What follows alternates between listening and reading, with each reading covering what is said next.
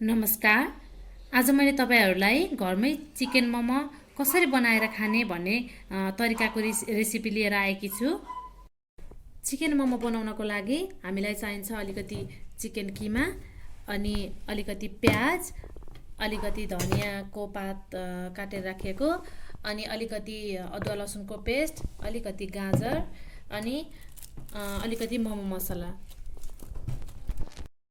अब यो किमामा अलिकति प्याज राखौं, त्यस्तै अलिकति यो गाजरलाई राखौं, त्यस्तै यो धनियालाई राखौं, अनि त्यसपछि यसमा अलिकति मोमो मसला राखौं, अदुवा लसुनको पेस्ट राखौं,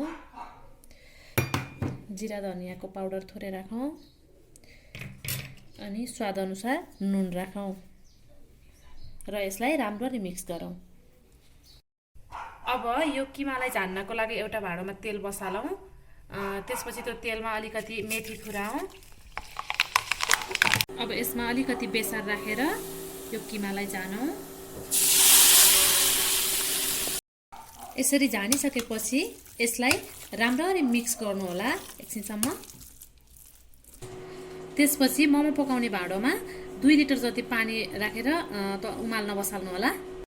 तपाईहरुले 1 घण्टा अगाडि नै पिठोलाई मुसेर चाहिँ राख्नु होला। मैले 1 घण्टा अगाडि नै पिठो मुसेर यसरी राखिसकेकी छु। यो पिठो भिजिसकेको छ।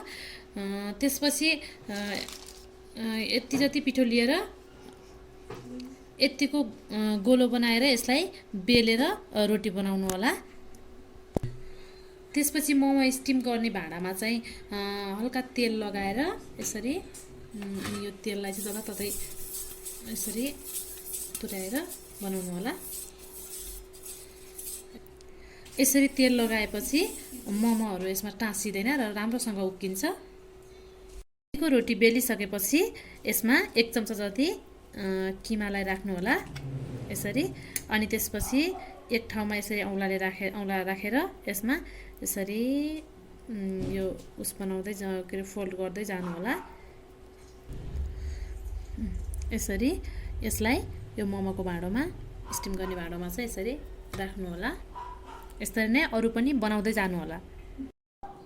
यसरी बनाइसकेपछि अघि स्टिम गर्न राखेको भाँडोमा लगेर यसलाई राख्नु होला।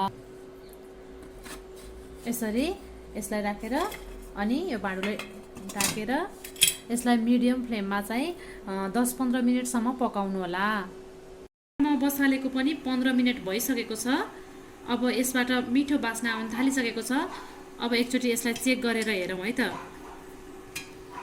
ल, हाम्रो मोमो चाहिँ पाकिसकेको छ। यो अघिले हामीले बसाल्दा भन्दा फुलेर अलिक ठुलो भइसकेको छ। अब यसलाई म एउटा प्लेटमा सर्भ गरेर देखाउने छु।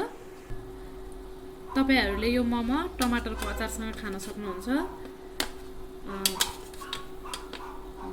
यसरी हाम्रो मोमो यसरी मजाले उक्केको छ। हामीले सुरुमा तेल राखेको हुनाले। हेर्नुस् त, हाम्रो मोमो हेर्दै खाउँ लाग्ने देखिएको छ। तपाईहरुले पनि आफ्नो घरमा आफ्नो परिवारसँग बसेर यसरी नै यही तरिका हेरेर मोमो बनाएर खान सक्नुहुनेछ र परिवारसँग इन्जोय गर्न सक्नुहुनेछ। हाम्रो मैले चाहिँ यसमा गहुँको पिठो लिएको हुनाले हल्का डिफ्रेन्ट कलर देखिएको छ। तपाईहरुले मैदाको पिठो लिन पनि सक्नुहुन्छ। र साथै हाम्रो भिडियो मन परेमा लाइक गरिदिनु होला। साथै च्यानललाई पनि सब्स्क्राइब गर्न नभुल्नु होला। हस्त, धन्यवाद।